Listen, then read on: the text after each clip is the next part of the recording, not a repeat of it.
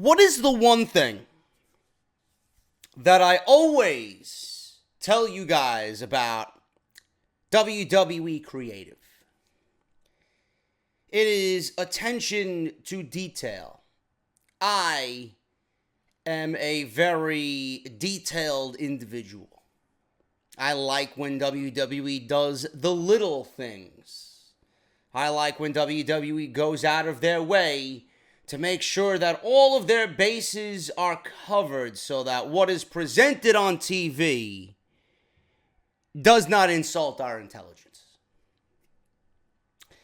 Now, I'm going to show you two pictures. Now, if you guys are listening to me on iTunes and Podbean and you don't watch the YouTube stuff, because this is pretty much the same podcast, it's just that you can't see anything that we're doing here, like unboxings and photos that I might be showing in the podcast. But if you're listening on iTunes or Podbean, you're going to want to go to my YouTube channel and look at this particular picture. Two pictures, in fact. Now, I don't know what possessed WWE to do this. I hope that there's a reason behind it. If not, then these people are absolutely fucking out of their mind stupid. And it just goes to show you the laziness that is Monday Night Raw. I want you to look at Natalya photographed in this picture. Then I want to show you what Natalya is doing in this photo. Did you pick up on that? Let's do it again. Look at this picture. The left knee is taped. Then in the next photo, the right knee is iced. Now, why would WWE do that? Why would WWE do that? Are they smart enough to make this into a storyline where Natalya, and this is the first thing that I thought of because I don't think anybody could be this blatant and stupid with it. Are they setting up Natalya to play mind games with Ronda Rousey? Does Ronda care about Natalya's knee to the point where she's not paying attention to which knee is being iced? Is all of her attention solely focused on Nia Jax? That's my first thought. That Natalya is not really injured. She's kind of throwing Ronda off of her game. Her game is not completely on the Women's Championship, but in the back of her mind, she's concerned about Natalya now with the bad knee and competing on the bad knee, and WWE obviously pinpointing that in whatever match she's been in leading up to Money in the Bank. I hope that's the case. I hope that is the issue here. Is WWE that smart to write such compelling television? Or is it that this is a situation where WWE said, fuck it, nobody's gonna realize the difference because our fans are fucking stupid. One week it's the left knee, the other week is the right knee. Who gives a shit? Natalya's hurt. That's all the people care about. Really now. Monday Night Raw. Doing something that is actually going to be intriguing? Or is this oversight clearly showing you how WWE creative on Monday nights just don't give a fuck? I think it's the second one. I would not put it on WWE's plate to create compelling television, especially for the women. Does it feel like Money in the Bank weekend? Is anybody talking about Money in the Bank? Or are we talking about Ricochet and Velveteen Dream and Johnny Gargano and Tommaso Ciampa, TakeOver? Is anybody talking about Money in the Bank? Money in the Bank seems like it's a Monday Night Raw on steroids. 4 hours, 5 hours on a fucking Sunday night. Who gives a shit? But the way this build has been for the last 6 weeks, my God, I can't wait for fucking Money in the Bank to be over. Each and every Monday Night Raw has gotten progressively worse. Each and every week, I've wanted to vomit up whatever I have eaten for dinner during the last 6 Monday Night Raws. It is Terrible. But hey, they're going into a pay-per-view with matches like Jinder Mahal versus Roman Reigns and Bobby Lashley versus Sami Zayn. And then we probably got a women's championship disaster on both ends with Carmella and Asuka, and then Ronda Rousey and Nia Jax. Monday Night Raw didn't do anything at all to get you excited about Money in the Bank. Their idea of getting you excited is putting 8 ladders in the ring, 4 for the men and 4 for the women, and have them bicker back and forth like they're in detention with Mr. Belding, right? Give me a fucking break. It's ridiculous. And most of the people watching this shit, I haven't heard one podcast, not one podcast that covered this shit this week that mentioned, well, you know, they did the same thing last year as well for the Go Home show. Not one fucking podcast mentioned that they did the same exact thing for last year's Money in the Bank. Yet, last year was a single-branded pay-per-view. This year, it's dual-branded. So WWE's like, well, we didn't include the women last year, so let's do it again. Nobody's going to remember. Show was fucking terrible. And then, of course, I knew they were going to go this route every single week. Everybody that had advanced to Money in the Bank, let's put them in a fatal 4-way. Let's put them all battling against each other with absolutely no emotion behind it. Same thing for the women and the men. 2 fatal 4-ways. I'm not saying that the matches weren't good. The women's match was great. Underneath the 5 commercial breaks, it was a good match. The men had a good match. Braun Strowman showing you exactly why he's not going to win Money in the Bank. Because he doesn't need it. If they could take him out that quick and that early in such devastating fashion, he doesn't need Money in the Bank. Because he just beat everybody that he's going to be up against on his brand in that fatal 4-way. We're going to go over Money in the Bank preview and predictions tomorrow. Today is going to be TakeOver, plus whatever news I got. Fake news that's going around, which we'll discuss in a little bit. But the fatal 4-ways on both ends for the women and the men on Monday Night Raw were really good. Elias and Seth Rollins is going to be intriguing. I doubt Elias is going to win the Intercontinental Championship. I doubt WWE is positioning Seth Rollins for the Universal Championship. They'd be smart to do that, but I don't think they're going to do that. Because why? It makes too much sense. Now, you can add Eric Bischoff's name to the laundry list of fucking people who think Roman Reigns should turn heel. Eric Bischoff even said, well, they're forcing him down everybody's throats. What do you expect? Ridiculous. Everybody in this industry sees it except for the old man. But the old man is making billions upon billions of dollars. What difference does it make? He's right and we're wrong. What else happened on Monday Night Raw? I don't even fucking know, man. This is how careless the shows have been, and I couldn't give a single fuck about Monday Night Raw. Constable Corbin cut his hair. That's the biggest fucking thing that happened on Monday Night Raw. He's bald. That's all everybody's talking about. Not Money in the Bank. Constable Corbin's bald haircut. Got news on Constable Corbin this week as well. Apparently he's going to be lined up for a feud that has to do with Kurt Angle. Not specifically with Kurt Angle, but you can see where I'm going with that. Other than that, Monday Night Raw is a complete disaster. The tag team division is terrible. The women's division is terrible. Speaking of the women's division, did anybody notice the bell rang during Ronda Rousey and Nia Jax segment as if they had a real match? I don't know what the fucking purpose of that was. I don't know why anybody is not talking about it this week. I guess it was one of them oversights that they just want to sweep under the rug. Get the WWE dick out of your mouth and start opening up to the fact that this product is trash. Ronda Rousey and Nia Jax is probably the one thing that pissed me off most during the entire week of WWE. How are you going to do Ronda Rousey and Nia Jax at the pay-per-view? And then you're going to give me a segment like that. And WWE wiped away everything that they did with Nia Jax. Everything. She looks like a fucking blithering idiot.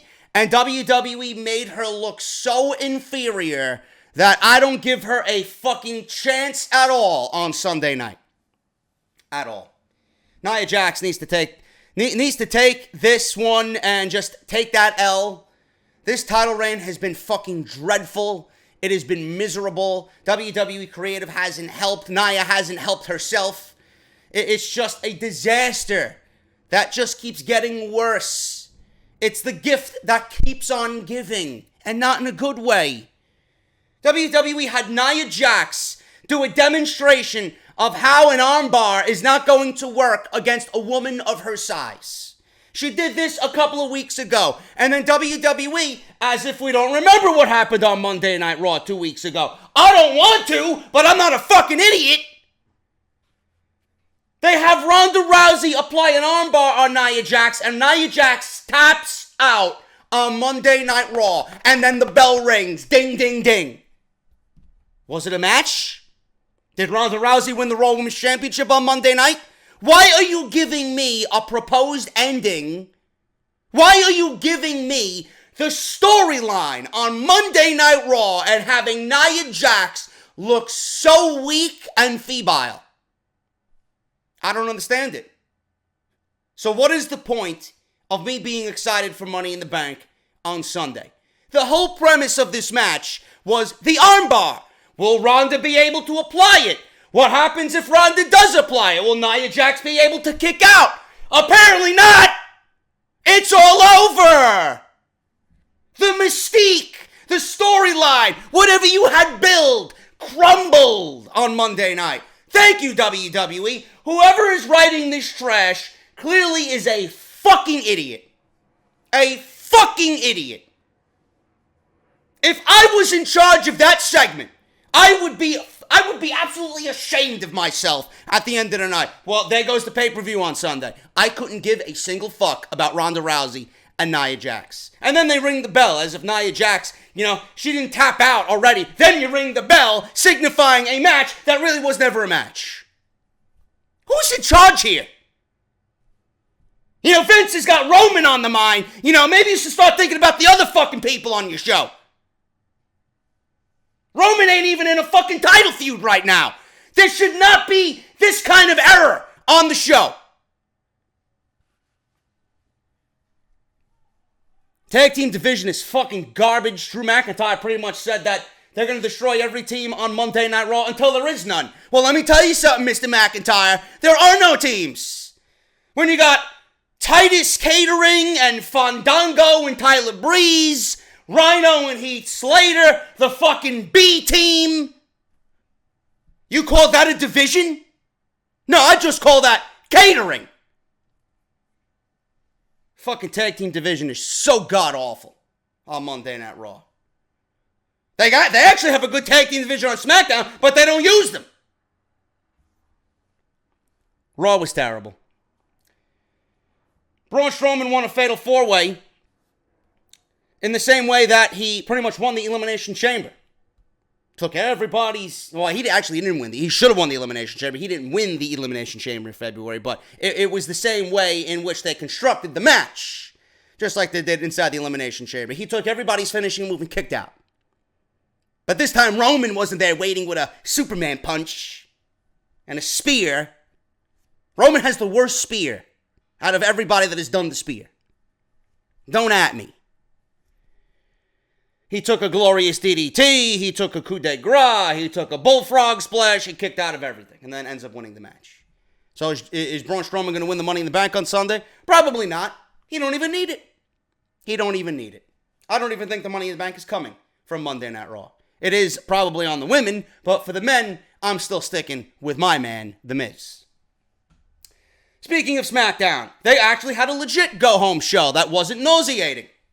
They gave you 3 first-time matches on SmackDown Live. One being Daniel Bryan versus... Who did Daniel Bryan fight? Shelton Benjamin. This is how much I fucking care about WWE television. When I have to fucking stop and think what happened, and it's Friday, and we just seen this shit on Tuesday, then I don't really give a fuck about these shows. Daniel Bryan versus Shelton Benjamin. Then we got Rusev versus Samoa Joe. And who else did we get? Nakamura versus Jeff Hardy.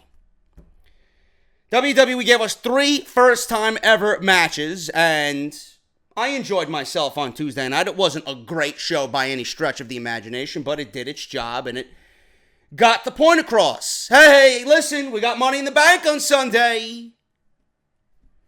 So that was pretty entertaining. The women's division on SmackDown Live is just equally as bad as it is on Monday Night Raw. Carmella is fucking cringe. Mella ain't money, people. Mella ain't money. Mella is bankrupt. She never had any money to begin with. Nothing. Mella's living on the side of the fucking street in a cardboard box. She's...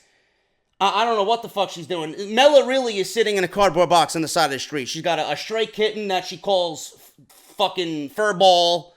You know, she's sitting there in ragged clothing without any women's championship.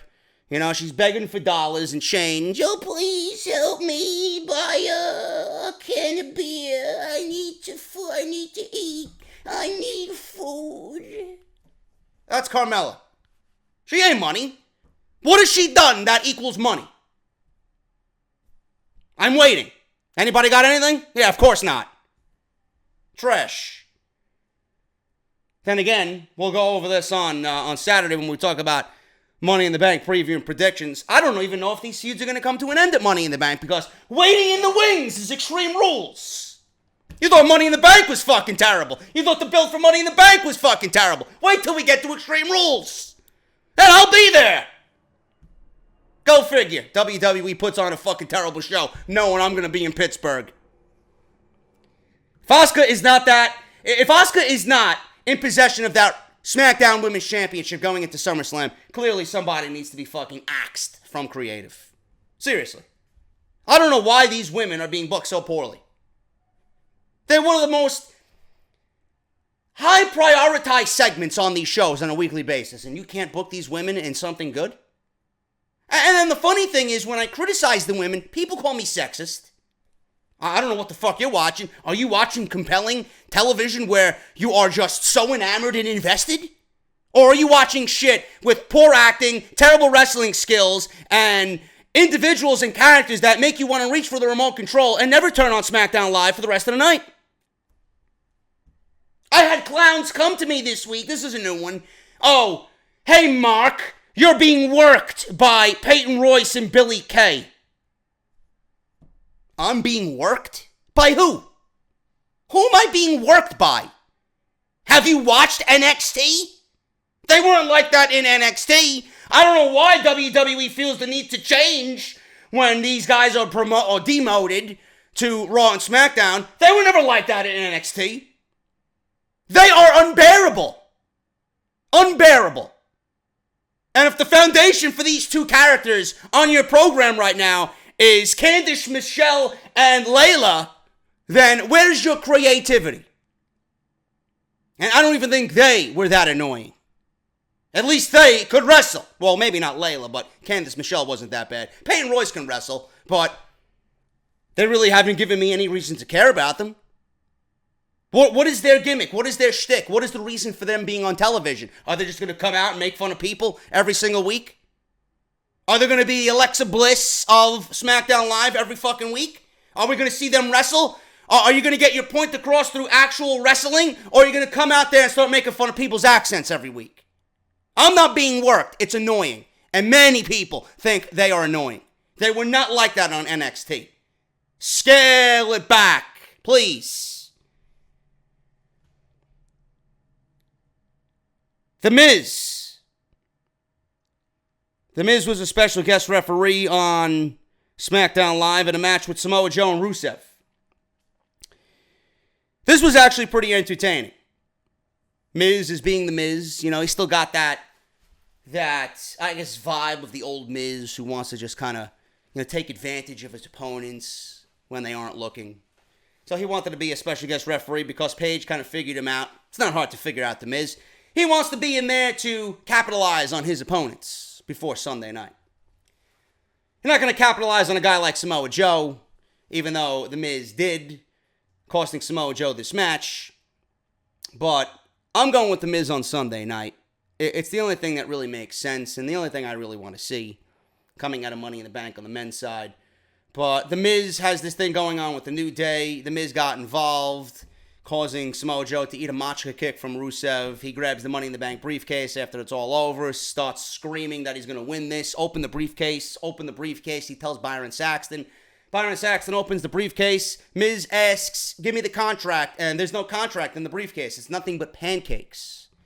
Nothing but pancakes. So the Miz was trolled by the New Day. And they had this little thing going on between the Miz and the New Day. So that's kind of, or kind of has been going on for the last couple of weeks. So they have some storylines going into Money in the Bank, but it's nothing that we are going to fully invest our time in. So it's pretty much just putting 4 guys from Raw, 4 guys from SmackDown. Whoever wins, then WWE is going to set up the story, I hope so, for whoever wins Money in the Bank. Shinsuke Nakamura and AJ Styles. I didn't like that we didn't get any interaction between Shinsuke Nakamura and AJ Styles on SmackDown Live. I failed to mention this on SmackDown Live Review, and then when I went to go back and rewatch it, just to see if there was any errors, I'm like, fuck, I didn't mention that there was no interaction between these two. Instead of putting on that fucking miserable 10-woman tag in the main event, why didn't we get the interview with AJ at the end and then Nakamura just kind of asserting dominance over AJ Styles in the closing segments of that show? I don't understand that, which kind of lends the idea that Shinsuke Nakamura and AJ Styles will not be main eventing Money in the Bank because it wasn't the last thing that we seen going off the air on SmackDown Live. It was the fucking women. How are you going to have your WWE Championship match at Money in the Bank and you're not going to feature it in a big segment on the Go Home show? How are you going to have your WWE Champion and your challenger for the title not interact with each other on the Go Home show? Who booked this shit? Unless WWE is just like, yeah, we're going to give them a fuck finish anyway, so it really don't matter. These two will be right back at it in Extreme Rules. Fucking stupid, man. WWE creative is so garbage. Yeah, I don't see anybody complaining about this shit. These oversights. You may want to be, treated like a fucking idiot, but I don't. The only day out of the week I don't feel like a fucking idiot is on Wednesdays. NXT. WWE did a very good job with NXT. Lars Sullivan and Aleister Black got the closing segment on NXT, the go-home show for TakeOver, which was great. Aleister Black being sacrificed on the announce table by Lars Sullivan as he's screaming like a fucking wild animal with the NXT Championship in hand. We had video packages promoting Gargano and Ciampa. They weren't on the show after Johnny Gargano busted open Ciampa on the Titantron or the LED boards on the stage. We haven't seen them. I love what Tommaso Ciampa is doing on social media. If you guys are following him on social media, he's counting down the days with pictures of his fucking head busted open, and he's just documenting day by day the injury healing. First it was busted open, all the cuts you've seen, and then you've seen the staples in his head. Fucking guy's great, man. Fucking guy is doing his thing. I can't wait to see what those two guys do. We got Velveteen Dream and Ricochet. We didn't get any of those two guys on the Go Home show because they did that beautiful video package the week before. We got the same video package that we got last week with Johnny Gargano and Tommaso Ciampa. So those matches are pretty much set. I don't think WWE could get anybody else any more excited about those two matches. Those are the big matches that we are all waiting for. So WWE wanted to focus on everything else. This week, they wanted to focus on Nikki Cross and Shayna Baszler. They wanted to focus on the Undisputed Era, O'Reilly and Strong versus Oney Lorcan and Danny Burch. Great main event with Pete Dunne and Kyle O'Reilly. If you guys have not gone out and watched NXT this week, that was the best match of the week by far. Go out and watch that shit. I love that WWE kind of split up the focus this week. This week it was some matches. Last week it was the two big matches. So WWE doing a lot of good things right going into NXT. They also focused on the individuals that are not going to be on the card. We got War Raiders. They're feuding with TM61, who are, I think, calling themselves the Mighty at this point. They're going to take over. Not going to be televised, but it's going to be filmed for NXT next week. It's going to be the War Raiders versus TM61 in their first real tag team competition match on NXT. So that's good. Bianca Belair is going one-on-one with Dakota Kai. And Bianca Belair is my girl, man. She is doing big things, and I expect big things from Bianca Belair. Someone actually asked me on social media, JD, who do you think is the more superior athlete, Charlotte or Bianca Belair? Charlotte doesn't even stand a chance. Bianca Belair by far. So I can't wait to see what Bianca Belair does in front of that Chicago crowd. Dakota Kai is a great, real first opponent. I know Bianca Belair beat Candice LeRae, but they had that whole storyline going on where she was really bothered by Johnny Gargano just being put through the table many, many weeks ago. But I like the fact that WWE took the time to build those who are not on TakeOver, mixed with things that they really didn't show last week, getting you ready for, different matches. This week, like I said, it was the women's and the tag team match and then the NXT Championship match. Very good show for TakeOver, man. It flowed nicely. We got EC3 versus Cassius Ohno in his first big win, his first real big win on NXT television, giving Cassius Ohno the 1%er. Just a good show, man. It doesn't insult your intelligence. And TakeOver is going to be great. We're going to talk about everything TakeOver today in this particular episode of Off the Script, plus every other big news story making the rounds here. Presumably the biggest one with Brock Lesnar and this fake news story. Whoever believes this shit is a fucking idiot. I don't know where these people are pulling these reports out of their ass. I would be shocked if it actually ends up being true. But we're going to talk about it, and we're going to talk about everything TakeOver, like I said. But that was your week at WWE, man. There really wasn't much going on outside of NXT. I know many people are still asking me, JD, you're going to cover New Japan, you're going to cover Dominion. I have not watched it yet. I have not watched it yet. My subscription for New Japan World is not active. I just can't. I did it for 1 month for Wrestle Kingdom, and I didn't really resubscribe. It was just for that month. And then Lucha Underground, I have a link ready in my phone to watch Lucha Underground. For some fucking reason, all the money I pay Verizon for my cable, I don't have El Rey, where I had El Rey for Season 3. For Season 4, I don't have El Rey. I don't know what the fuck happened. So I got it queued up in my phone. I am going to watch Lucha Underground, and you will get a Lucha Underground review this weekend on this podcast, if you guys give a shit about Lucha Underground. I do. I enjoy it, and we will be talking about Lucha Underground on this show. I'm not going to do separate videos because it's not really going to do much. I'm not really going to do Lucha Underground videos separate because nobody's going to watch. How many people watch El Rey? How many people get El Rey? And how many people legitimately give a shit about Lucha Underground? Not many. My NXT reviews do 10 to 11, 12,000 views a video. My Lucha Underground not even going to do about 4,000 or 5,000. Doesn't make any sense at all. I might as well just do it and lump it into this podcast. But those are coming. Those are coming. We're going to be talking about Lucha Underground this weekend, and hopefully I will get some time as well to watch some of Dominion. So we'll talk about that as well, hopefully. Anyway, that is the week in WWE. That's what's going on. Let's hit the theme music. Let's hit the intro. We're going to talk about NXT TakeOver. We're going to talk about a bunch of other shit.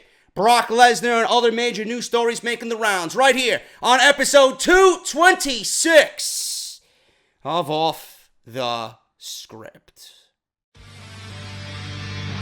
Off this shitty fucking product by coming on here and speaking the fucking goddamn truth about this fucking filth. I can book a better show taking a fucking dump after eating my fucking Chipotle chorizo with extra cheese. I don't give a fuck what anybody has to say. Have I ever? Of course not. WWE is great, man. Fuck you, Japan, and Kenny Omega, Okada. Delete! What is it, man? Can I suck your dick? What is it, man? And this is the #1 fucking podcast right here on YouTube.com.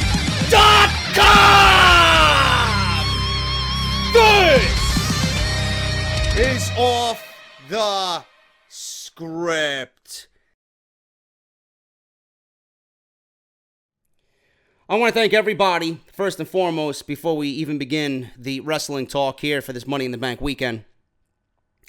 I want to thank everybody that took the time to check out my buddy Rusty's page for his best damn bike tour that's happening this summer.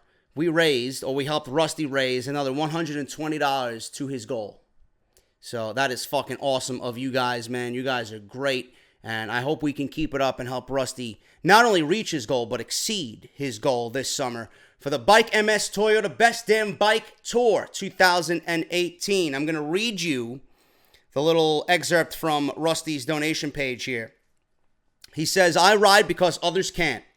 I live with a spouse that has MS. You might know her as Kat, that lady that writes for the National MS Society's blog. Or you may know her from her own blog, It's Only a Bruise, or if you're lucky, she's in your life. I ride because someday she might not be able to. I've started training for what is now my third ride. We already do the MS walk each year and brought in over $9,000 for Team Bruised Apple. But I know I can do more, and because I know I can do more, I will. I've signed up for Bike MS, a fundraising ride that is changing the lives of people affected by MS and helping fuel the progress towards a world free of MS. I love your support as I prepare for this incredible experience.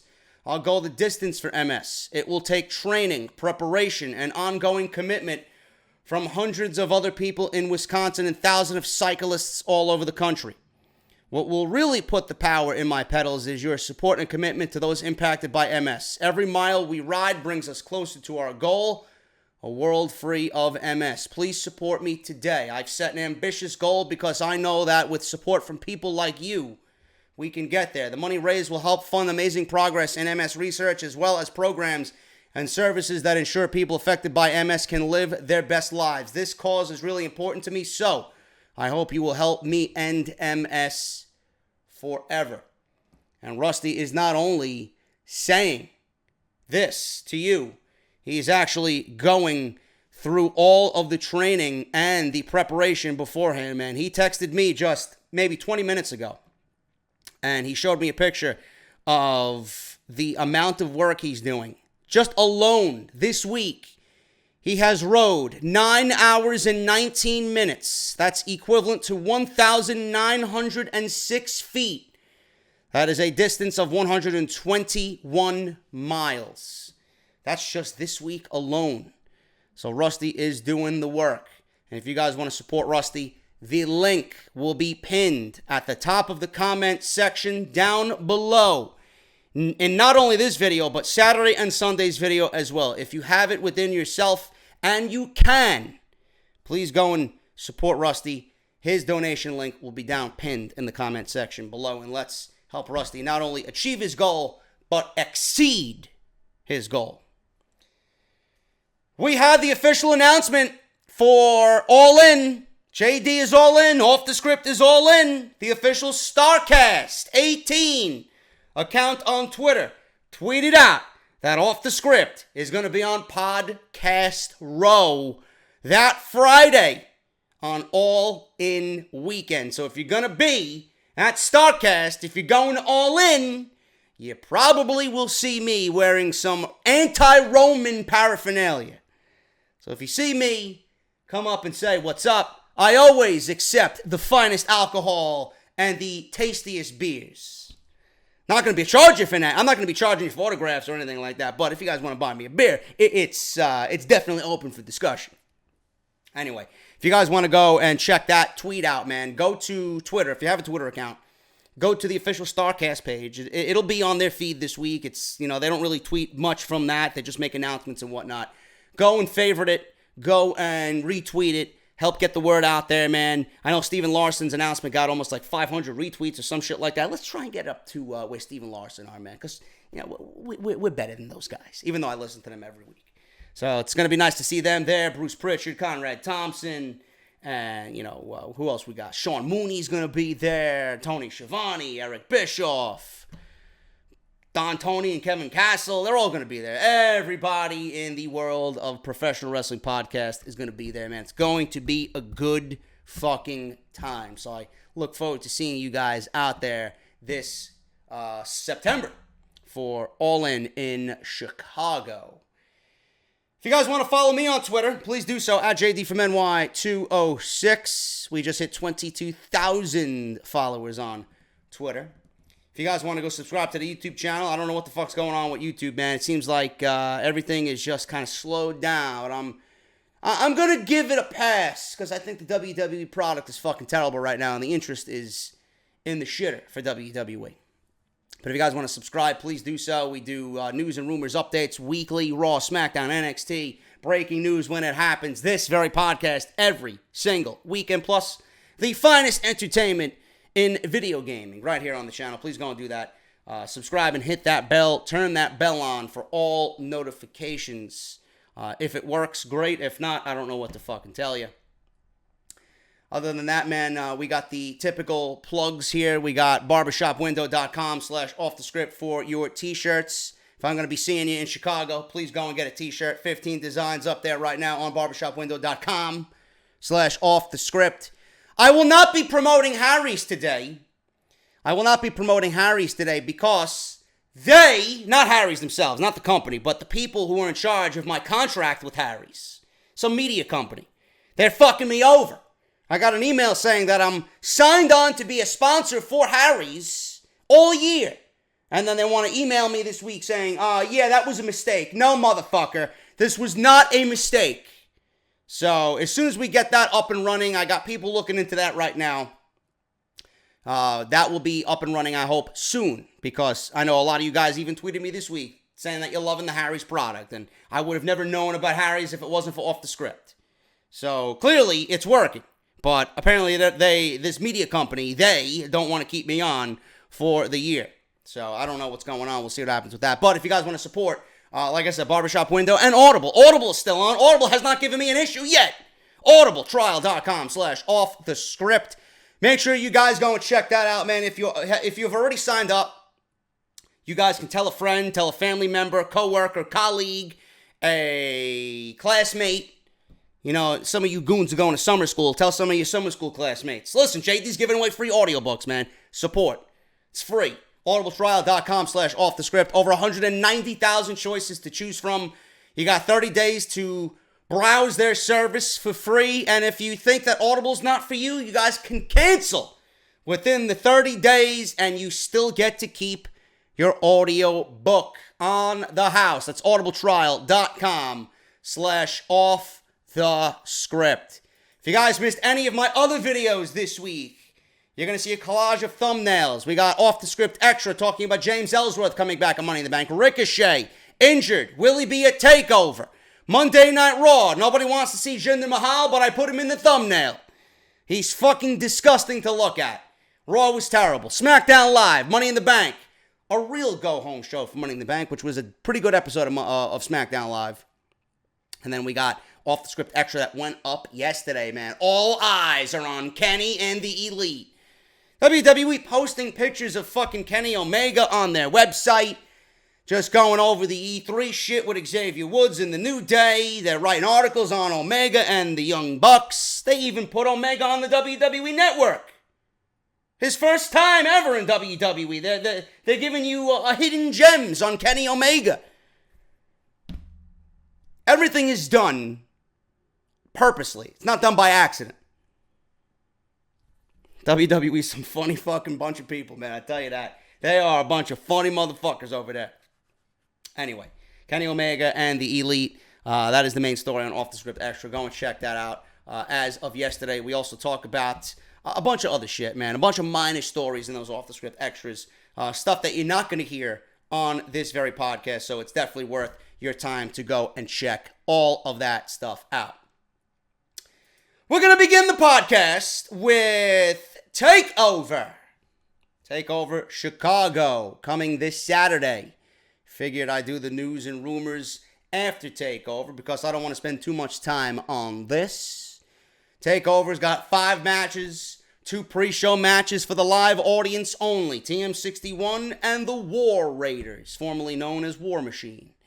And we got Bianca Belair versus Dakota Kai that we will see next week on NXT TV. Now, NXT TakeOver Chicago. This is going to be, I thought was going to be one of the more underwhelming shows of the year. Because WWE had set it out to not even be, just on paper, as good as New Orleans. And as the weeks went on, and we seen the build for these matches, I'm like, oh, this is not going to be one of those sleeper events, man. This event is locked and loaded to fucking just bust all over the place. This is going to be a damn good fucking event, and I can't wait to see what happens on Saturday night, man. Obviously, the biggest story going into this is Tommaso Ciampa and Johnny Gargano. This is a street fight. It started in Chicago, and it's not going to end in Chicago. I'll tell you why. I think Tommaso Ciampa is going to win here.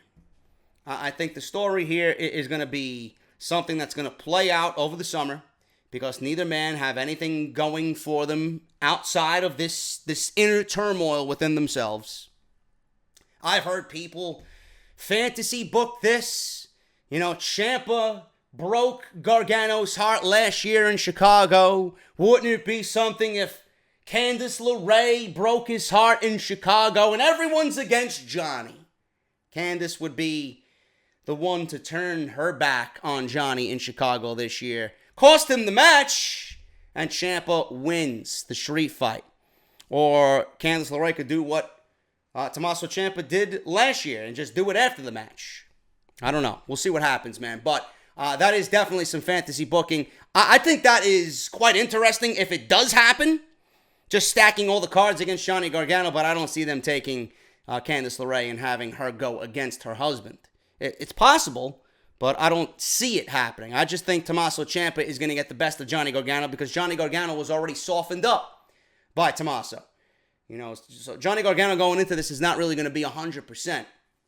This is something that he wants, no matter how he's feeling, no matter, the neck injury, no matter the repercussions with his wife. This is something he wants to have happen. He needs to vanquish this evil known as Ciampa. And I think Ciampa's going to get the best of him in Chicago. Now, where this match falls on the show, I don't know. Triple H actually put this match on last in New Orleans just because it was Ciampa's first match back. Johnny had the stipulation where if he wins, he gets his job back. So obviously that blood feud he deemed on that night more important than Aleister Black versus Andrade Cien Almas, which could have main evented any WWE show across all three brands on any month. But he went with that match. I don't know if he's going to go with that match on Saturday. I don't know. I've been stating that I feel like the NXT Championship is honestly taking a back seat. And with everything that's going on here, it may be the fourth or fifth biggest match of the night. And that's an NXT Championship match. That has nothing to do with Aleister Black. They've kind of positioned him purposely, to kind of be in the shadows. He isn't the most, focused on right now. Same thing with Lars Sullivan. WWE's giving Lars Sullivan a chance here, but, is the NXT Championship going to play second fiddle to a match with Gargano and Ciampa? I don't know. I would put the WWE NXT Championship on the line in the main event. That's just me. I don't want to see the title just kind of be in the middle of the show again. Because right now it feels like everything else is a little bit more important than the NXT Championship. And, it makes me wonder why they even gave the title to Aleister Black, why they even brought up Andrade. It's something that doesn't sit well with me. And it's something that's bothered me just watching this program, that the title is not really up front. Aleister Black is really taking a step back. They gave him the championship because he was the guy. He was the next in line. And he really hasn't, been focused. He hasn't been the center of attention. But that is not necessarily a bad thing. That just goes to show you how everybody is just stepping up their fucking game on this brand. But it's WWE's job to position that title where it needs to be. I'm going with Ciampa. This is the biggest match of the night to me. I'm not sure if it's going to main event, but I'm going with Ciampa. It's going to be 1-1, and then in Brooklyn, we are going to get another stipulation, whether that's a fucking Hell in a Cell, whether that's a 3 stages of hell, whether that's a steel cage match, whatever. I don't know what it's going to be, but I think Ciampa's going to win here. It's going to be tied 1-1. Johnny's going to break down even more, and there's going to be another reason, another chapter to be written, how we get these guys into August, Summerslam weekend, and we're going to get the tiebreaker, and then and only then, this will come to an end. I'm going with Ciampa in the street fight. I think he's going to beat Johnny on Saturday night. Velveteen Dream versus Ricochet. This one, to me, can go either way. The feud for this has been very simple. Just like Ricochet coming into the WWE, he's highly touted. Everybody was talking about, his promo skills suck. This guy is all flips and dives. He shut you up almost immediately. I don't see anybody complaining about Ricochet anymore. And if you are reaching for the bottom of the bag and you're getting nothing but fucking morsels. Give me a break. This guy belongs in WWE. I'm happy he is in WWE, and this guy's going to be a fucking superstar. Going to be one of the future pieces of this company. Velveteen Dream. This feud is very closely resembling what he did with Aleister Black. Simple. What happened with Aleister Black? Say my name. I just want you to acknowledge me. Say my name. Now, guys like Ricochet are acknowledging Velveteen Dream. But now the storyline here is Ricochet comes on in. Listen, buddy, get to the back of the line. This is Dream's territory. Okay, you know, you want the NXT Championship. Everybody comes here, they want the NXT Championship. Get in the back of the line. So Ricochet obviously is like, you know, I'm better than you. And then Velveteen Dream, they get back and forth. Anything you can do, I can do better. And that has been the basis of this. And it's continued on social media. Where it wasn't continuing on TV, they've continued it on social media. The power of social media has even made you more excited about this match. And that is what Triple H talked about in the conference call that he had on, I think it was, Tuesday? Social media is a powerful tool if you learn to use it and you utilize it correctly, whether it's positive or negative. They are using it to their advantage for this feud. Ricochet's posting old pictures of Velveteen Dream. You know, Ricochet is just going at Velveteen Dream in every which way. Velveteen Dream is saying, you know, listen, you know, you could be on 205 Live. You could have 205 Live all to yourself. Just get the fuck off my brand. And shit like that, back and forth. This match presents a very interesting situation. And it has to do with Aleister Black and Lars Sullivan as well. If and when Aleister Black beats Lars Sullivan, I don't think Lars Sullivan's going to take the title. I don't think Lars Sullivan is ready for the title. If and when Aleister Black wins the championship match and retains the title, realistically, who is lined up for him? Realistically, Adam Cole is a North American champion. He doesn't have a match in Chicago. Johnny Gargano and Tommaso Ciampa. Johnny Gargano wants his match with Aleister Black. Tommaso Ciampa stopped that. Tommaso Ciampa could be a number one contender if he beats Johnny Gargano. We could do that. Gargano could be waiting for a title match in Brooklyn, but it won't be against Aleister Black. It'll be against Tommaso Ciampa. That's my ideal situation. Tommaso Ciampa beats Johnny Gargano. Gets a title match, is awarded a title match because he beat Gargano fair and square. This is why I won't have Candice LeRae interfere. Gargano is beaten. He doesn't deserve a championship match. It has nothing to do with championship gold right now. That's on the back burner. But Tommaso Ciampa can lobby for one because he beat said number one contender in Johnny Gargano. Johnny wanted his match. He beat Johnny. Give me the title shot. Aleister Black defends the title and Tommaso Ciampa wins the NXT Championship. Can you imagine the fucking heat that this guy already gets? Can you imagine that magnified if he's the NXT Champion? And then Johnny comes back wanting another match, put the title on the line. The title's on the line in Brooklyn, Summerslam weekend in the main event, and Johnny Gargano was awarded and crowned the new NXT Champion. That is my ideal situation. But if WWE is keeping the title away from both of these men, and it's simply going to be a blood feud, then we have to exclude these guys from title contention. If and when Aleister Black beats Lars Sullivan, what is going to happen with the NXT Championship picture? Like I said, Adam Cole's a North American champion. I don't find EC3 to be all that entertaining so far in NXT. I don't. He may get there, but right now I don't. There really is nobody else in NXT. Ricochet? Maybe. But what if we get the Velveteen Dream? What if we get the Velveteen Dream beating Ricochet? And then he is the number one contender for the NXT Championship. What if that happens? What if we get Velveteen Dream beating Aleister Black at SummerSlam, or in TakeOver Brooklyn, SummerSlam weekend, for the NXT Championship? Wouldn't that be something that everybody would be on board with? Aleister Black, I said it, doesn't need the championship. He never needed the championship.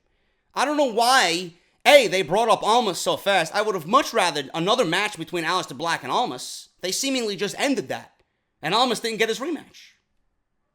He was on SmackDown Live being promoted as the next big thing on SmackDown Live. We're coming to take over SmackDown Live.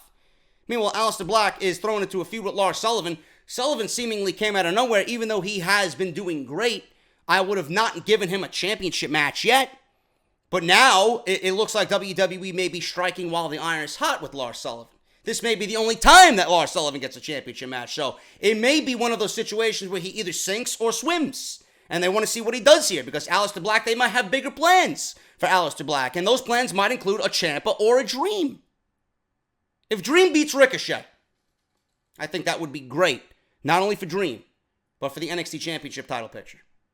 You get Aleister Black, a quality opponent, somebody who he's familiar with, someone that gave him one of the best matches of the year in 2017.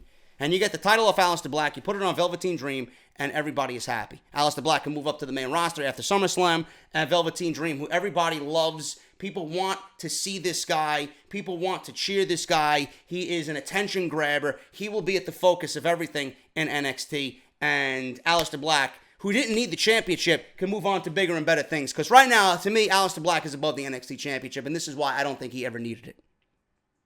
You get where I'm going with that? WWE has a few ins that they could kind of do on Saturday night. And Aleister Black may end up going one-on-one with Dream SummerSlam weekend. Because when you think about it, Ricochet doesn't need to beat Velveteen Dream. If Ricochet loses to Dream in Chicago, it will do nothing as far as stopping or halting his momentum. Nothing. Ricochet is red hot right now. But if you look at Velveteen Dream, it seems like Velveteen Dream is following the same path as a Tyler Breeze when he was down there. They put him against everybody who is fucking fantastic, giving you these great matches, match of the year candidates, and he ends up walking out of the match empty-handed with a loss. I don't want to see that happen to Velveteen Dream. I don't want to see him become another Tyler Breeze. If Velveteen Dream wins this match, it's everything for him. I don't want to see him lose. If he loses, where does he go? If he loses and continues to lose these matches, it's not going to be, before long that people are going to be like, oh, well, this guy is great, but he loses every match. You can't do that with him. And I don't want to see them do that with him. If Ricochet loses, it means nothing. But if Velveteen Dream loses, it means everything. He wins, it means everything. I'm going with Dream. I'm going with Velveteen Dream. And I think Velveteen Dream is going to do something in this match that we've never seen him do before. That one line, anything you can do, I can do better. There's a reason why they reiterated that over and over and over again. It's because they have something in their back pocket with Velveteen Dream. There's something that this guy is going to do that we have not seen him do yet. We think the Purple Rainmaker, which we will probably see, whether he hits or misses it, we'll see that. But I think he's going to go a step beyond that and wow us in Chicago. That's going to be the match of the night, in my honest opinion. I'm going with Dream over Ricochet because I think he needs it more than Ricochet does. So we got Ciampa, we got Dream, we got Aleister Black.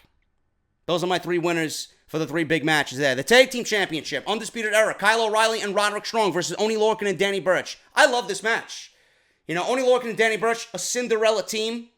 They have that feel to them where you just want to see them succeed. And I think Chicago's going to eat that shit up. They're going to eat that shit up. Undisputed Era has been great. Adding Roderick Strong to the Undisputed Era has been fantastic. It's a new lease on Roderick Strong. He looks better. He's just got a different attitude to him that I didn't see before when he was just plain old boring vanilla Roderick Strong. He is doing great shit in the Undisputed Era in Bobby Fischer's absence. But I don't think that Lorcan and Danny Burch are going to win the titles here. It makes no sense for them to. Undisputed Era are hot. You don't take the championships off your hottest team. But you also have another team waiting in the wings called War Raiders. And I think that's the match that they're building towards for Brooklyn. I think Undisputed Era wins here in a great tag team match. Oney Lorcan and Danny Burch are going to come close to winning the title. Adam Cole probably will get involved because he's not on the show. He will probably get involved in some way. But I think the Undisputed Era is going to come out on top. And Kyle O'Reilly and Roderick Strong are going to retain the NXT Tag Team Championships. Shayna Baszler and Nikki Cross. I'm looking forward to this because I have been a huge advocate for Shayna Baszler. I think she's doing things the right way. I think she's coming along very nicely. Her mic skills are coming along quite nicely. All we need to do is just hone in on that in-ring aspect. She's telling a great story. Whoever she's in the ring with, she did a great job making Dakota Kai look exactly the way she needed to. Dakota Kai played a great partner to Shayna Baszler. She's doing things right, and I want to see her get better. Nikki Cross, we've seen Nikki Cross have great matches in NXT in the women's division. And I think Nikki Cross is going to be a perfect opponent for Shayna Baszler in the interim before they move Shayna Baszler onto Kairi Sane. I think that's where they go from here. Nikki Cross is unpredictable. I think Nikki Cross could teach Shayna Baszler a thing or two in the ring where a Dakota Kai and a Lacey Evans and anybody like that could not. Nikki Cross is a little bit more seasoned. She's a little more of a veteran. So I think this is going to be good not only for Shayna Baszler, but it's going to be good for the show because this is going to be a match I think Shayna Baszler is going to shine in, and it's going to be because of Nikki Cross. Ember Moon, it took a little bit of time for Ember Moon to get flowing with Shayna Baszler. I don't think that those two really fed off each other too well. Ember Moon is more of a, professional wrestler. Nikki Cross has this fucking psychotic character where you don't know what the fuck she's going to do. She's more of a brawler. Ember Moon is more of a wrestler. So I want to see what happens with Nikki Cross here mixed with the MMA background of Shayna Baszler. It's going to be a very interesting dynamic. Obviously, I don't think they're going to take the title of Shayna Baszler here. Shayna Baszler is going to win. She's probably going to make Nikki Cross tap. And Shayna Baszler is going to move on to NXT in Brooklyn, TakeOver in Brooklyn. And I think Kairi Sane is going to be the next one to be lined up for Shayna Baszler. I think Kairi Sane at that point is going to take the title. And then we're going to see Bianca Belair and Kairi Sane for the NXT Women's Championship. We're going to have Undisputed Era. We're going to have Aleister Black, Tommaso Ciampa, Velveteen Dream. We're picking Dream against Ricochet. And I hope you guys are on board with that. Let me know what you guys think down below. And we're going with Shayna Baszler over Nikki Cross for the NXT Women's Championship. That is your TakeOver preview and predictions. So it's going to be a great show on Saturday night. I'll be watching it. I'll be reviewing it as soon as it's over. Look forward to that on Saturday night right here on the channel. How much time are we in here, man? We got another 30 minutes in here. We are now at an hour for this podcast. I don't know who's reporting this shit. I don't know what the fuck is going on with people who just want to get the word out there and generate traffic for their website. I don't know why people are reporting this and then really believe that this is the case. There are rumors going around and stories being printed up on these dirt sheets that read, Brock Lesnar not locked down for SummerSlam. Brock Lesnar will not be appearing at SummerSlam. Do you honestly think Vince McMahon would not pay Brock Lesnar to be at the second biggest pay-per-view of the year? Do you honestly think Vince McMahon would allow a pay-per-view such as SummerSlam to go on without a Universal Championship match on the card? Are you that fucking jaded? Like, who are you? And by the way, let me get this out there before people start asking me again, because I'm tired of hearing it. WWE can manipulate whatever the fuck they want on their website. We all know the truth, okay? WWE can feed whatever bullshit they want to a Paul Heyman, to a Brock Lesnar, to this dirt sheet, to that dirt sheet, whatever. If you are a dirt sheet or a journalist or a podcast or a YouTube content creator that actually reported Brock Lesnar beat CM Punk's record, you are as guilty as they come. You are a fucking idiot. Simple as that. And this is not because I'm a fan of Phil Brooks. This is not because I'm a fan of CM Punk. I want to let you guys know right now, the WWE Championship and the lineage of that championship is completely different than the lineage and the Universal Championship. They are two different titles. WWE is only throwing that in there. You know how they manipulate it? Oh, Brock Lesnar is the longest reigning heavyweight champion of the modern era. Okay. And what point are you trying to make here? Are you really comparing the Universal Championship and the WWE Championship? Because I don't see how you could do that. A, it's disrespectful to the WWE Championship. B, like I said, it's two different titles. They don't have anything to do with one another. Or are you so obsessed with Phil Brooks? Are you so obsessed with CM Punk because he walked out on you and beat you in a lawsuit that went to court, and you just want to get back at him by taking the one thing that he is most known for in this company? Which is it, WWE? Do you honestly believe in your own writing Are you honestly telling your own staff, are you manipulating your own staff to pretend the Universal Championship and the WWE Championship are the same fucking thing, that we should lump them together? Okay, well, let's lump together the United States Championship and the Intercontinental Championship. Let's lump them in. Let's make sure that all these records individually don't matter anymore. You won't do that though, right? Seen some fucking people on social media too comparing Brock Lesnar's reign to Okada's reign over the last 2 years. Like, these people have the balls to say, well, Brock Lesnar only defended the title 10 times in the 2 years he's held the title. Or however long he held the title, a year and a half. Okada had the title 2 years plus, and he only defended it 10 times. Are you fucking kidding me? Are you really comparing Brock Lesnar's year and a half title reign and 10 defenses to Okada? Now, I didn't watch all of Okada's title defenses, but the man wrestled more in one match than Lesnar has in his entire 3 years with the WWE. How could you even fucking go out there and compare either man to one another? Are you fucking kidding me? The body of work alone that goes into one Kazuchika Okada match is I don't even have a word for it. It is not comparable. You cannot compare. And you can't compare Brock Lesnar and CM Punk. I'm sorry. I'm sorry. Don't at me. Don't fucking quote me. Don't argue with me. Your opinion is completely irrelevant. It is invalid. It is not opinion. You are wrong. The only man that should be compared to CM Punk's title reign is right now AJ Styles. He has held the title for over 220 days plus. That is the only man right now, in my eyes, and should be, even in talk about coming close to what CM Punk did for the WWE title. Universal title wasn't even created. Wasn't even around when Punk was there.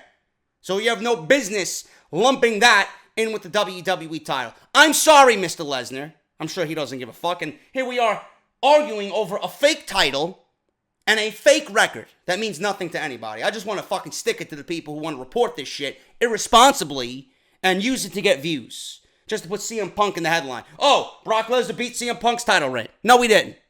You're just an irresponsible content creator who sucks dick and will do anything for views. Fuck you. Moving on. Brock Lesnar not locked down for SummerSlam. He'll be at SummerSlam. He'll be at SummerSlam. Believe me.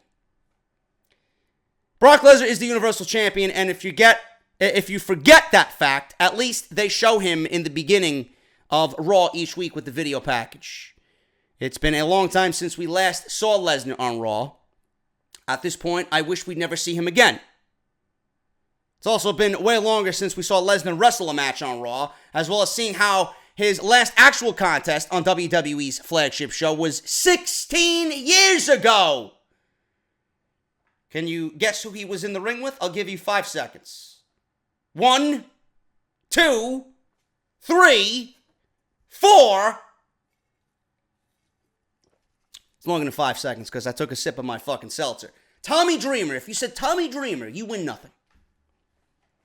Lesnar defeated Roman Reigns in surprising fashion at WrestleMania. Was it surprising fashion? It was a shocking ending. It was a shocking ending, but it wasn't in surprising fashion. At WrestleMania 34, and to a lesser extent, at the greatest Roman Rumble. After all, Reigns was christened as the next guy. I'll use that term loosely here in WWE, and he has held that title for nearly half a decade at this point. Now it looks like the big dog could be gearing up for another match against Lesnar soon enough if they can just get Brock to show up for work. Brock Lesnar has enjoyed an amazing deal over the last few years. He is an ultimate part-timer, and the WWE Championship, and held the WWE Championship, or Universal Championship, I'm sorry. I'm so fucking flustered now talking about the WWE Championship, I can't get it out of my head. He's held the WWE Universal Championship. The WWE title doesn't look like a fucking Jolly Rancher. Fruit by the foot. Remember that? Yeah, my mom used to pack that in my snack pack when I went to fucking grade school. Universal Championship. For a record-breaking length of time while making 7 figures in the process. Most people assume that Brock Lesnar would be leaving after WrestleMania, but he defeated Roman Reigns and signed a short-term deal with vague specifics. Now, we don't know when to expect Lesnar again. Dave Meltzer noted in the Wrestling Observer newsletter that as of last week, Vince McMahon hadn't locked Lesnar down for a SummerSlam match, even though the projection is that he will be competing against No Man Gaines at the biggest party of the summer. Let me rephrase that. The lamest party of the summer, because last year's SummerSlam was fucking dreadful. And if you went to the show, I feel sorry for you. Actually, no, I don't, because I would not spend my money to sit in that fucking arena to watch this garbage. In a very interesting addition to this, WWE hasn't been able to secure Brock Lesnar's services for any upcoming dates on Raw, SummerSlam, or otherwise. This could land WWE in a sticky situation because he is their champion. But since Brock Lesnar has held the title for so long, it eclipsed a certain Punk's record, according to some. To me, no. And he'll probably do right by the title and come back and defend it once again. After all, Brock Lesnar still loves to entertain, and the hesitation might be on the McMahon's part to finalize this decision. For whatever reason, the green light hasn't been given to Brock Lesnar versus Roman Reigns at SummerSlam just yet, and I have every reason to believe that it is a failure waiting to happen, and if WWE was smart, they would wisen up and give me somebody else instead of Roman Reigns. That shit better be red-lighted, green-lighted. You fucking kidding me? Throw it into the trash, nix plans, burn the script. Just get the idea out of your head, man. Pornhub.com. If you're thinking about Roman Reigns and Brock Lesnar in a ring again at SummerSlam, type in something on your fucking browser and get your mind somewhere else, please. It doesn't need to happen. Meanwhile, whatever you're watching on whatever website you go to is going to get you excited. You know, the thought of Roman Reigns and Brock Lesnar is going to make someone fucking jump off a building. Nobody wants to see that. And if you're crazy and demented enough to put that on again in the main event of SummerSlam, which would be the second time in history that the same main event at WrestleMania, main event at SummerSlam in the same year, in Brooklyn, in New York City, and you expect anything different compared to WrestleMania, you need to be exiled from the company, no matter what position you're in.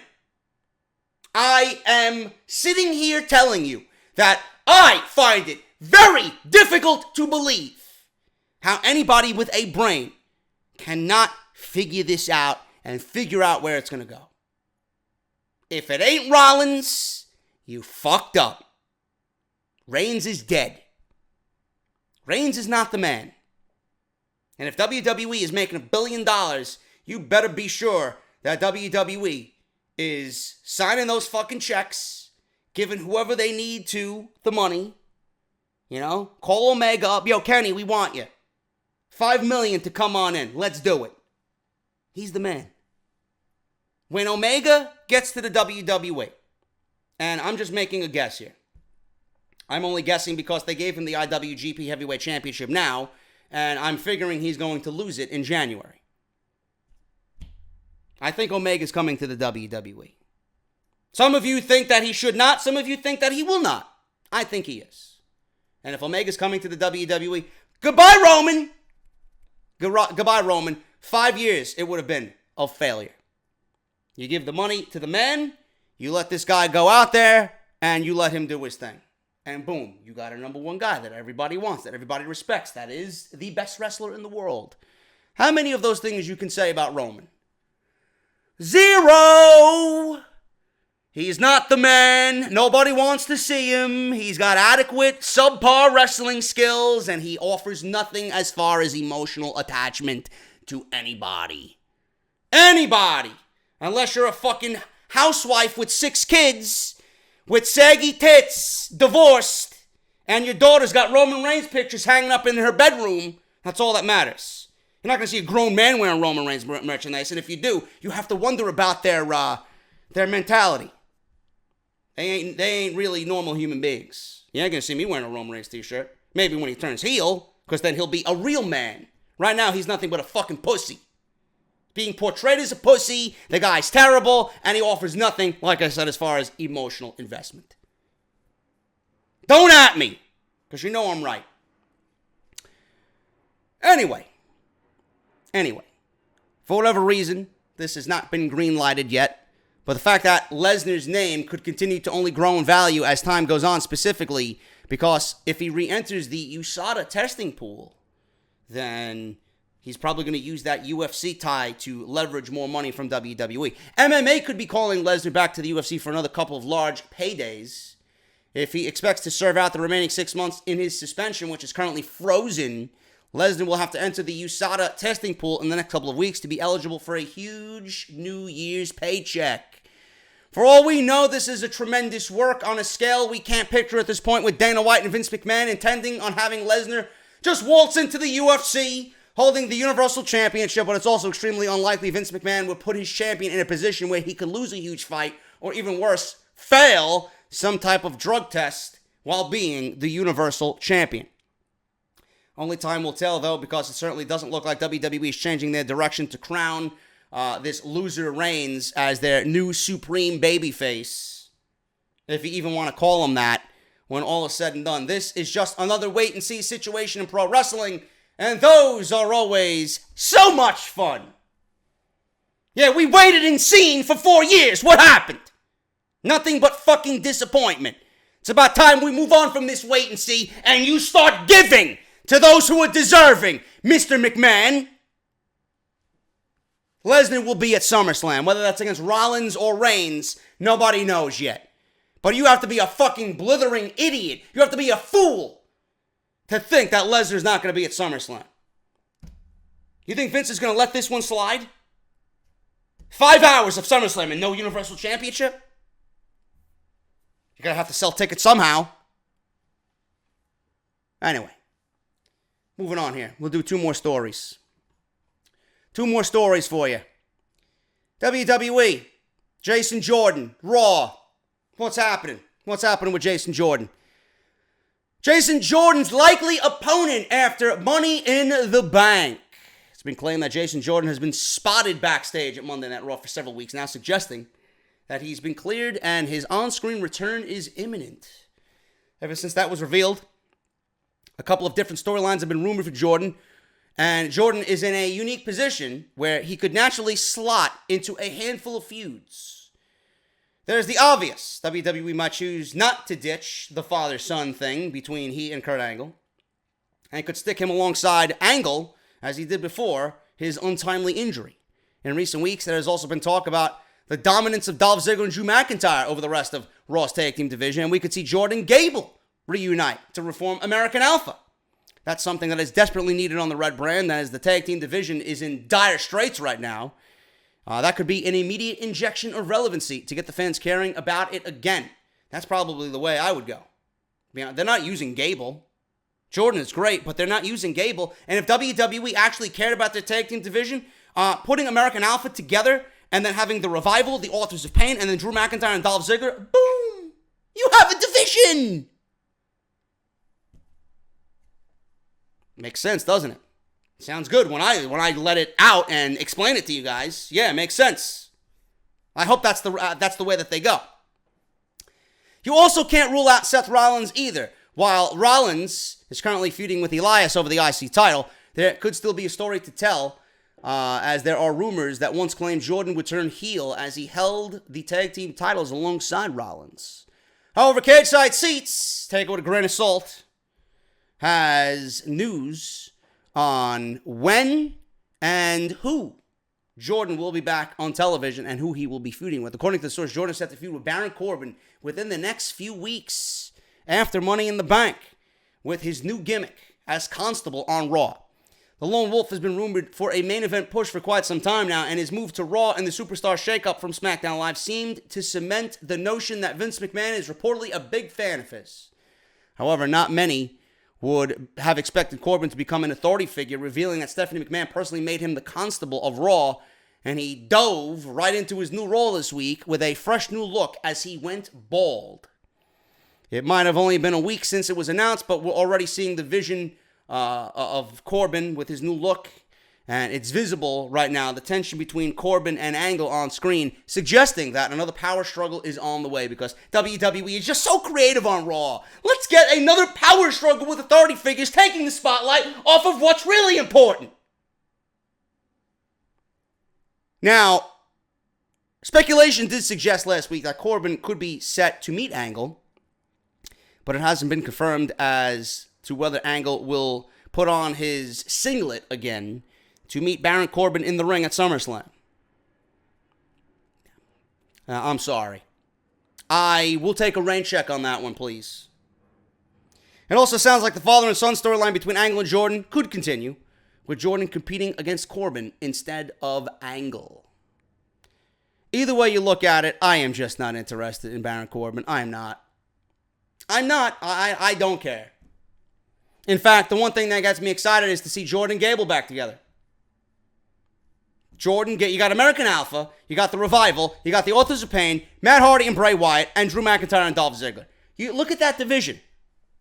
Look at that division. And if you want to throw in the Ascension, by all means, let them join the party. If you want Breezango to be there, let them join the party. Because both teams, I'm sure, would love to actually fucking wrestle on this program. Then you got the B team. All of a sudden, if you have Gable and Jordan back together, and then you got the Authors of Pain and the Revival. Look at the tag teams you got on this division. That alone is exciting in itself. Let's do it. Fuck this Constable shit. Fuck Angle and this power struggle between authority figures. You know, WWE could easily just bring Jordan back and feud him with Rollins over the IC title. I wouldn't even mind that. As long as he'd be heel. But I want Rollins in the Universal title picture. I want Rollins and Lesnar at SummerSlam. Now, I doubt we're going to get that. But Jordan and Rollins, I'm okay by that. With the way Rollins is going right now, we can expect a damn near 5-star classic with those two guys. Either way you look at it, Jordan's coming back. Right now it's rumored to be Baron Corbin. But if I was to choose, I would have him put on the American Alpha gimmick again. And I would have them take over that tag team division. And if not that, put him in a feud with Rollins for the IC title. Just stack the deck against Rollins. You got Elias. You got Jordan coming back. Boom. You got an instant mid-card right there. If Rollins is not going to be in the Universal title picture, I think that's a good way to bring back Jason Jordan. I don't know how many stories I have left for the fucking weekend. I may just end it here, to be honest with you. I may just end it here. Actually, we'll do this one. This is a small story. I don't know if you guys seen SmackDown Live this past weekend, or this past week rather. Jeff Hardy was one-on-one with Shinsuke Nakamura. Clearly moving a lot slower than usual. You know, he doesn't seem to be as Jeff Hardy-esque. Jeff Hardy pled guilty to driving while impaired. I know what it is to get a DUI. It's not fun having my license suspended for 3 months many moons ago in New Jersey. Back when I had the red Mustang. But Jeff Hardy pled guilty for driving while impaired. WBTV in Charlotte, North Carolina is reporting that Jeff Hardy pled guilty on Monday to driving while impaired back in March. Hardy was fined $300 for court costs, and he was given a 120-day suspended sentence.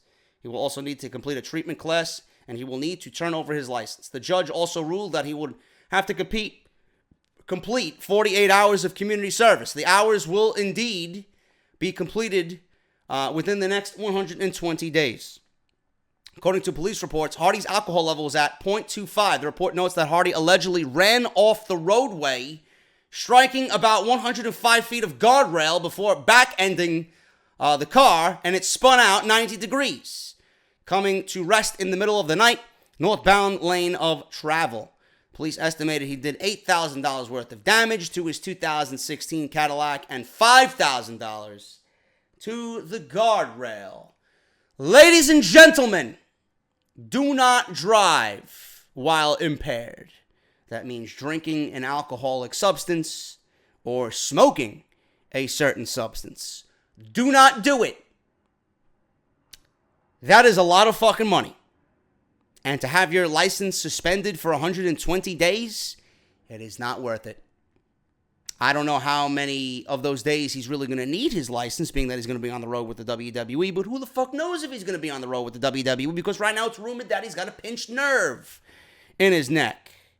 So he may be out. He ain't even on Money in the Bank. He may be out. But please, I'm hoping he learns his lesson. And I'm sure he will. That is a lot of fucking money and a lot of time without a license. I don't know what I'd do. Luckily, he didn't kill anybody. Because then we would have had some serious shit. Don't drink and don't drive while impaired under any circumstance, no matter the substance. Please. I'm getting the hell out of here, man. That is your Off the Script. Thank you guys so very much. Hope you enjoyed the podcast today. NXT TakeOver, preview and predictions. Chicago. I'll see you guys tomorrow night for that review of that great show, because they never disappoint.